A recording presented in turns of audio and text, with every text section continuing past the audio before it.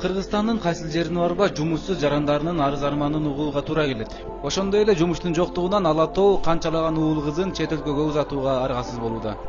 Жумушсуздар тууралуу алыс барбай эле Бишкек шаарын мисалга тарталы. Башкалабыздагы көчөлөрдүн бири жумуш суроочулардын ордосуна айлангандай туюлат. Мисалы Лев Толстой көчөсүнүн бойлой турушкан 20-30 жаштын тегерегиндеги жигиттер, андан улуулар, кыздар жана эжелер. Кыскасы эмгекке жана кара жумушка жарамдуу күчтүн баары бар. Булардын баары эле өлкөдөгү жумушсуздукту күнөөлөшөт.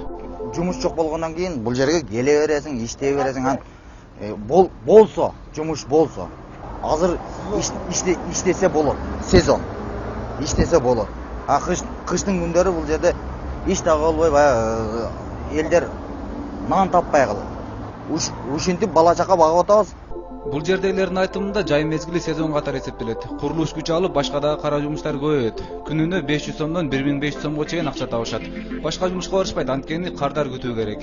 Кээде эртең менен келсе, кээде кечинде келип алып кетишет. Канча акчалуу болоору да аларга туш келген кардардын мамилесине жараша болот. Ал эми катар тизилген жумушчу күчтөрдү кардарлар жумушка жараша тандап алышат. Мисалы жер казуу, бетон аралаштыруу сымал оор иштерге чымыр денелүү, кара күчкө бай жигиттерди алып кетишет. Ал эми аялдарды антип деле тандабайт.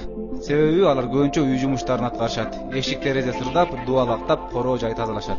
Бул жерде тургандан тартынбайбыз. Эң башкысы үй бүлө багуу деген милдетти аткарып жатканыбыз деп эсептешет бир ооздон. Негизинен Кыргызстандын аймактарынан келгендер турушат. Жаштары азыркы заманды күнөөлөсө, улуу муундагылары совет доорунун кулашы менен жумуштук ийгилиги кошо кулаганын айтышат. Нарына физкультурный училище өткөнбүз да. 2 жыл мектепте иштеп, союз баганы. Ана шаарга келип автобус окудук, ушу ДКТ-да биринчи апта партияда иштейбиз. 90-жылдары, 91-92, анан союз ылдырап кеткенден кийин жумуш жок болуп калды.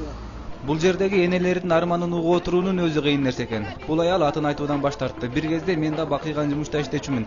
Азыр болсо байлардын үй жумуштарын аткарам жана эркектер аткарган айрым курулуш иштерин да үйрөнүп алгам дейт.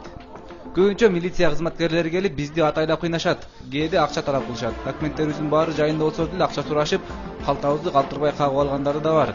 Колундагы бийликти бетине кармайт да мыйзамдан аттап өтүп, биздин укугубузду тепсендик алат. Кээде үйүн алып барып иштетип, акчасын бербей кууп чыккан учурлар да болот дешет бул жерде иштегендер. Баарында айлык аз деген бир эле себеп.